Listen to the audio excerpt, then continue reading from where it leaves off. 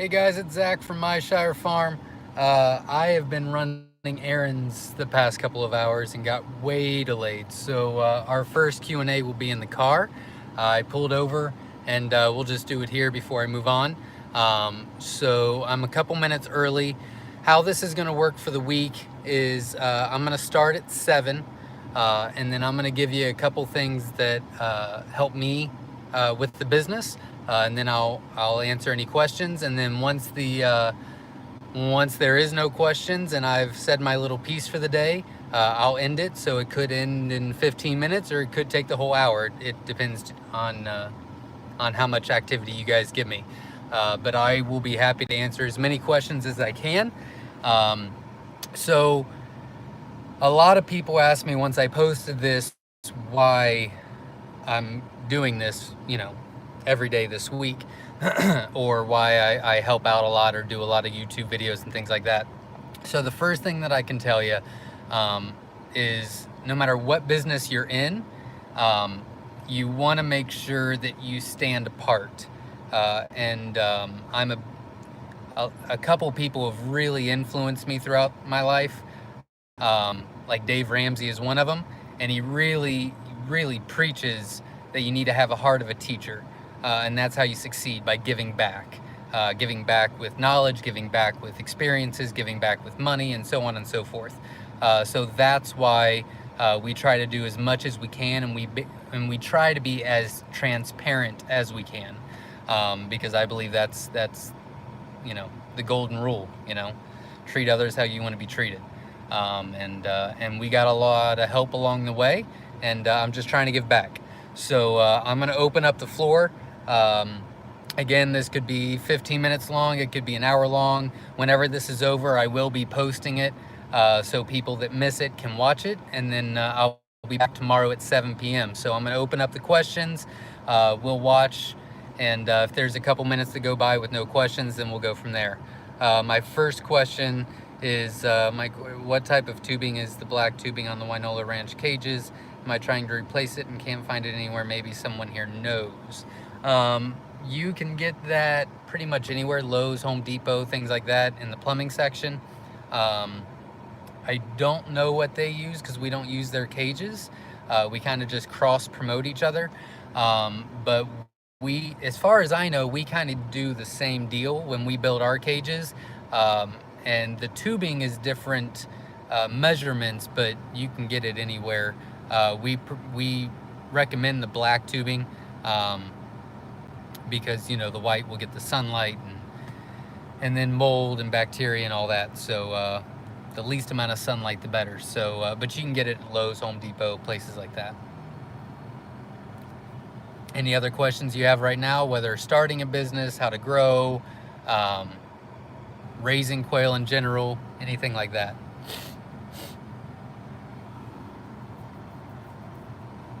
Have you ever crossed the blue or silver quails with the black Myshire? When we first got them, we experimented with the silvers a little bit. I know that some people have. I know that some people have gotten the silvers to be a certain color, like lavenders or Andalusians or things like that. We decided a long time ago that we're going to stick with the SSCs the way they are. So we are improving them generation to generation by crossbreeding and inbreeding and doing it with a purpose. But with the SSCs, we kind of leave those alone because there's so many varieties of them. You've got the silver and gold, and you got the silver pharaoh, and you've got the charcoal darks, and you've got the lavenders, you've got the Andalusians. You got so many in that SSCs that we just decided to leave it alone. But you can get some really cool colors out of it. I can tell you that is how we got our snowies. And I'll just let you know, we crossed the silver with the German pastel, and the German pastel carries the feed gene, which transferred over to the SSC, which got the snowies, which is kind of the cousin of the pearls. I lost the question, but there was a question, I think, of why males fight so much. They're just very active. That's why we recommend a 5-to-1 ratio. If you've stopped by the farm, you know that we don't follow our own rule. But that's because we sell so many hatching eggs all throughout the U.S. We kind of have to do a lower ratio just to ensure that you guys get a very good hatch rate. So the downside of that is that our hens get beat up a little bit more because the males are, again, so active. But if you're hatching out for yourself or low volume or things like that, a 5-to-1 ratio is perfect for you. What is the best time of the year, best temp to purchase? We ship all year long. It's hard to say. There's good and bad times in every month. A lot of it, to be honest with you, a lot of it doesn't have to do with the weather. A lot of it has to do with the post office. You know, if they're on their game, it doesn't matter if it's 20 degrees outside or 100 degrees. If they do their job and the package keeps moving, then they're fine. If they sit, or, you know, if they travel, I had one person that lives in Arizona, and it went from Ohio to West Virginia to Florida to Texas to Arizona, and it took 4 days. It only took 4 days, but it was so all over the place. The weather changed so much, and things like that. So it's hard to say. I would say that July is probably the worst month to ship. I think January, February, March, we reshipped no more than 6 times due to a bad hatch rate. One of them was because an actual two of them were a bad hatch rate. 3 of them, I just think they got shook really bad, and they were late and things like that. July, I think we had to reship 10 times. The post office really did us dirty for July, but I've had a talk with them, and I think we're on the same page, and that should not happen for August. September, October, November is amazing to ship. Spring and fall is perfect. The rest of the years, it's just a hit or miss as long as the post office does their job. That was a really long answer for a very easy question. Sorry. Any other questions right now?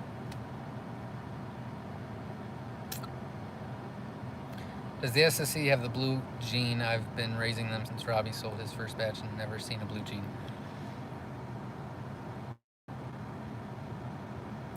They say it does. So that's a good point, and I will answer it in just a second. But going forward, for this entire week, I can only give you my experiences.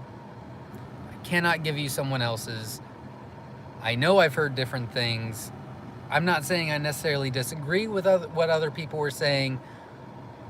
I'm also not... I might not have experienced the same thing that I've heard. So, with that being said, we've always had a couple Celadon eggs. The past year and a half, we've really been working on them to get them out. I'm still not happy with them, so that's why they're still not on the website. They're still not on eBay, and very rarely do I auction them off. Very rarely do I auction them off on the auction site. Sometimes I do, but mainly I'm keeping them to really experiment with them and research them. With that being said, we've had a lot of SSCs through the years. A lot. And I've had one Celadon out of all those SSCs. Most of the SSCs that we had before we started experimenting with them came from Egyptians and Tibetans. So I do know a long time ago that the SSCs did have a Celadon gene. I'm sure some of them still do. I do know that the SSCs did carry the albino gene, but we did breed that out of it because I didn't want them. They're usually fatal. They usually don't last after 4 weeks at the very most. If they get hatched, and even if they hatch after a couple days, they're usually not making it. So we've hatched that. We've bred that out of them. I haven't seen an albino in our SSCs in years. So, good question. Any other questions right now? How do you breed out the albino breed? Oh, that was a very long process. A very, very long process. Mainly, you just need to do selective breeding.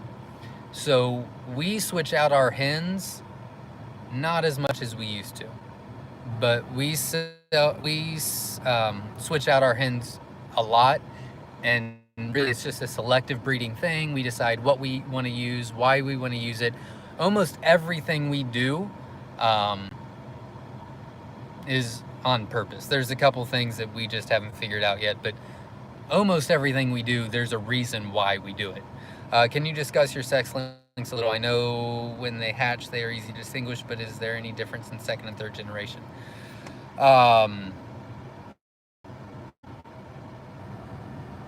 A little bit, but not much. That's it. So the first generation did not work for us, but the person that we talked to was in Egypt. I don't remember. Jenna was in charge of that. That was before I quit work. And she, you know, if you take the Egyptian, true Egyptian, you take a true pharaoh and you put the Egyptian male over the pharaoh hen, you'll get sex links. The first generation really didn't do too well, but we did get a couple, and we put those in a cage. The second generation did a ton better. I mean, a ton, but it wasn't 100%. When we went to the third generation, I've hatched out probably 3 times in the past 2 months, and it's been 100% every time. So yeah, we just recommend a third generation. We're way past third generation, but we haven't seen any differences. So I bought some black Manchurian eggs, excellent hatch, rated, and it's a really nice bird. Just wanted to say thank you. You're welcome. We're very, very happy with the pansy. I'm actually working, so we got the pansy, or the black Manchurian. We got the pansy. The pansy we worked with the pharaohs to get the sparklies, and now I'm working on it with a new bird, a new color that is not out yet. I have sent some pictures out because I put the cart before the horse a couple times, but it's hatching out true. It's just taking a long time to do it. So it's going to be a really awesome color when it comes out. I'm running my first batch from you guys. My incubator drops quick around 45. I can keep around 50, but jumped high twice. Will that do a big effect? Are you talking about the humidity? Oh yeah, I would put a wet washcloth in there. You really want to get that raised. 45 to 50 is really not a big deal the first 14 days. After the 14th day, it really is important. The whole reason for humidity is not, now that'll be confusing. The whole reason for humidity is to soften the egg so that they're soft enough and the chicks are strong enough to break through. So if you see a lot, if you have a ton of eggs that you're hatching that pipped but did not hatch, it's usually a humidity issue most of the time. There's another point that I can bring out. It is not an exact science. Hatching, raising, selling, anything. Nothing is an exact science. People can say that it is, but it's not. So you got to keep that in mind. There's always a reason. Sometimes it's obvious and we can figure it out like that. And sometimes it takes weeks. George, my best friend, used to live in Indiana. He lives with us now. He's part of Myshire farm, which I need to do a video and introduce him. But he was having a huge fatality issue numerous times with numerous hatches. We decided that we were gonna, he bought from someone else just to see. Now I hatch out every week, so I knew it wasn't my eggs, but you know, we wanted to cross that off. Still was happening. Turned out that it was a feed issue. You know, the feed was just bad, but it was brand new. So sometimes it takes a lot sometimes it takes a while to figure it out, and sometimes, um, you know, we can figure it out really quick. Do you recall man-made tendency, or do you do or not medicated feed to lay eggs?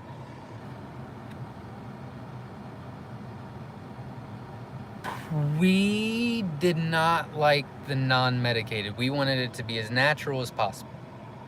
Now, with that being said, for the chicks, we use medicated feed. The PhD doctor that created the formula for our feed convinced us that there was no harm to it and that it would just help the immune system of the chicks. We explained to her that we didn't have a high fatality, and she said it can't hurt anything. So we do not use medicated feed after 3 weeks, but we do use it for the first 3. So we do want it to be as natural as possible. However, if it does help the chicks grow, and it doesn't hurt anything, then we kind of let that go. She convinced us otherwise. That's a good question.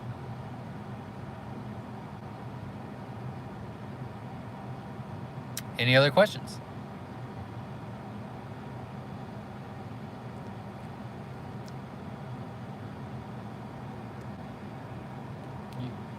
Wrong button.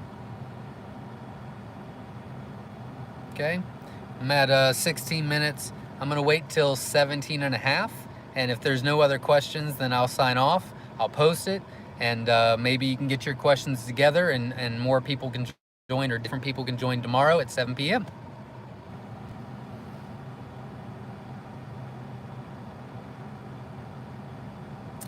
If I got 30 seconds left, so, oh, hi there, just got into quail and want to say thank you for putting all these helpful videos out. You're welcome. If you missed the very first part of it, I explained why we do that, which I can go into for a minute. If somebody has a questions, please ask.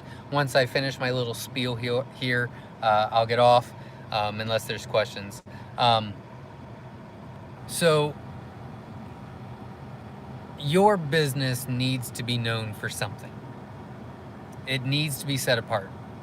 The SSCs are my favorite. They've always been my favorite.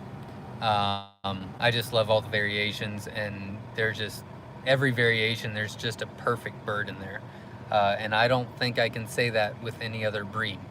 So I love the SSCs. I really like German pastels too. So you want your business to stand out, you know? And it can't be really good quality. It can't be the cheapest price. You don't want to be known. Believe me, you do not want to be known as the cheapest price. There is a market. That is a whole different topic. No one asked me about pricing, so we're gonna let that go today. But there is a market, and you must be priced in that market, or you will fail, one way or the other. But, you know, I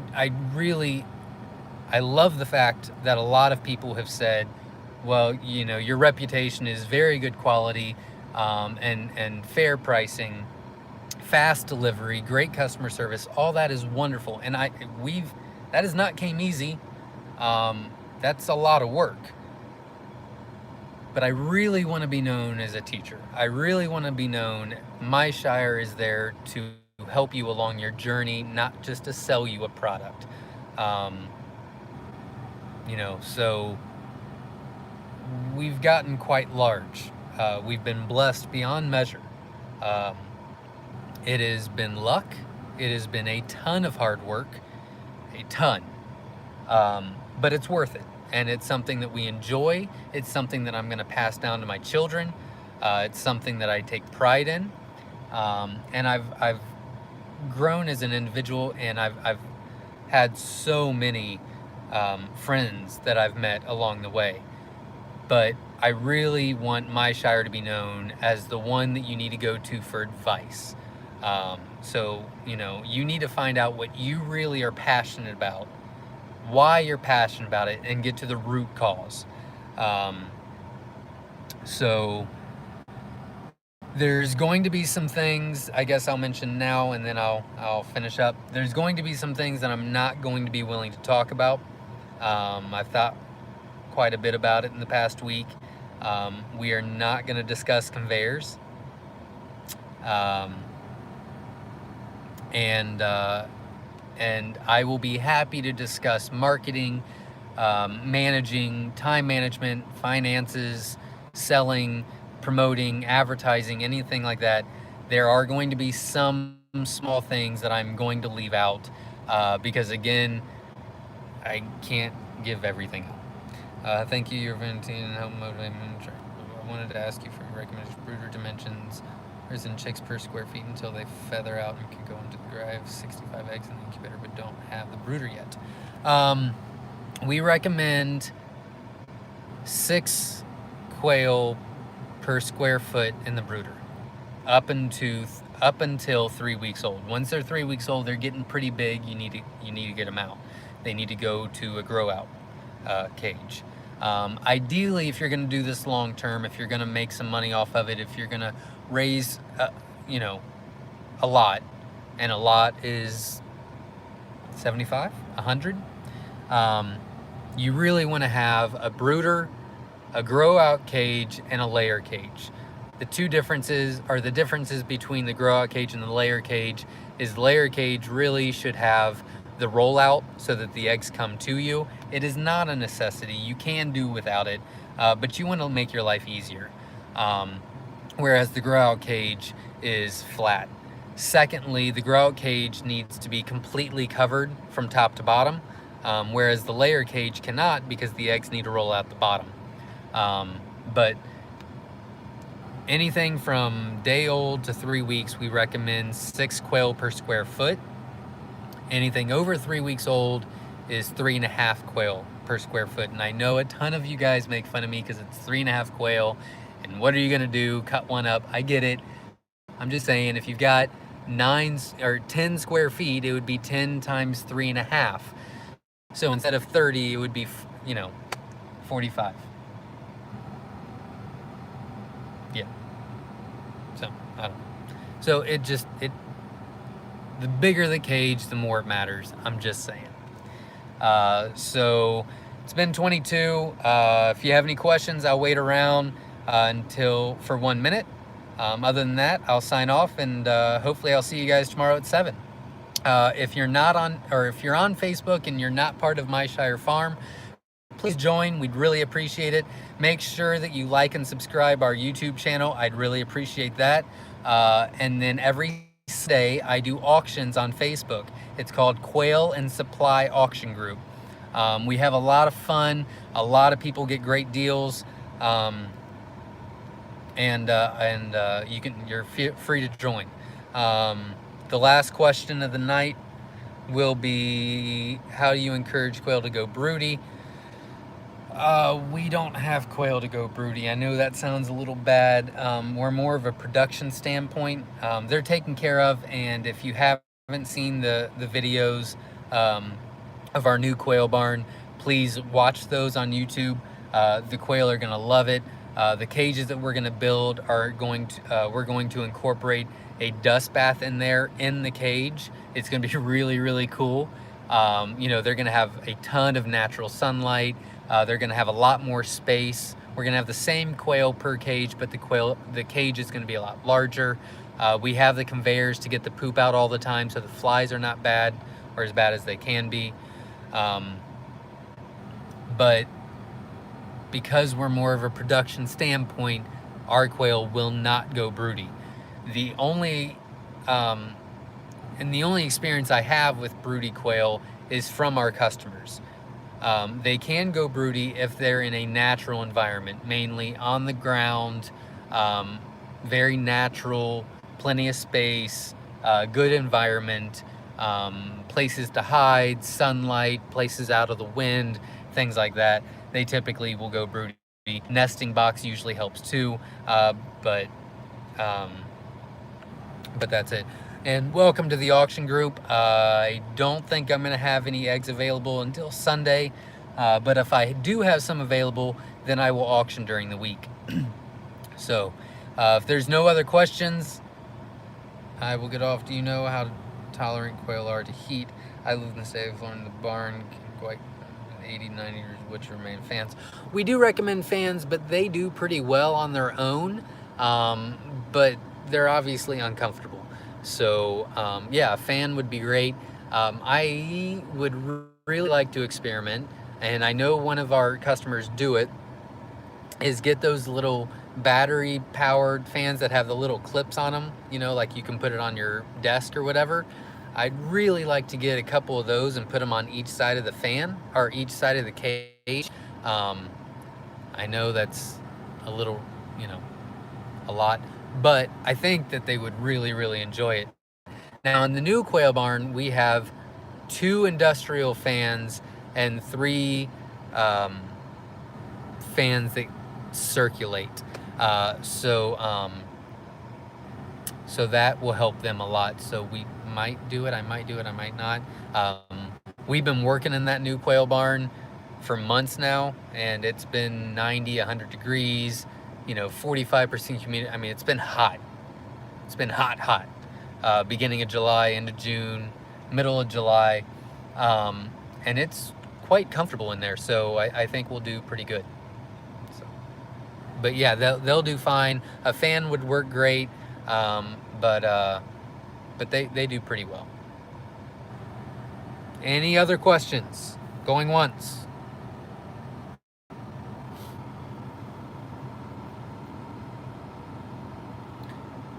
If you do end up testing the small fans, I'd love to see a video on it. I've been thinking about, not hard, I've been thinking about it. I might, I've got to buy something else tonight anyway, so I might look that up online. I can't imagine they're that expensive. It might just be worth just to buy them.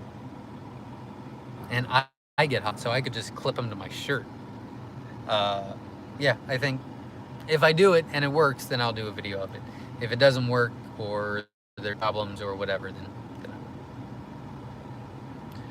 which is the other part. Everyone remember, click the, yeah, absolutely. Click the like, subscribe, really appreciate it. Forget what I was gonna say, so I guess I'll let it go. Oh, yeah, failure. You always learn more from failure than you do success. That's just the way I believe that life works. The people that succeed in life are the ones that learn from their failures. The ones that don't succeed in life usually blame everyone else. It's usually a victim mentality. I'm not going to get into beliefs or politics or anything like that, but you know, own your mistakes, learn from them, and you'll succeed. You know. So I do have a little speech lined up for every day. Today, I already did mine at the beginning. Tomorrow we're going to talk about something else, and then all throughout the week. So I don't want to spend 30 minutes talking today, and then not have anything to say while I'm waiting for questions the rest of the week. So I appreciate it, guys. If there's no other questions, I'm going to get off here. I have not eaten dinner, so I'm quite hungry, and I still have one more errand to run, and it's getting late. So any other questions? Going once, going twice.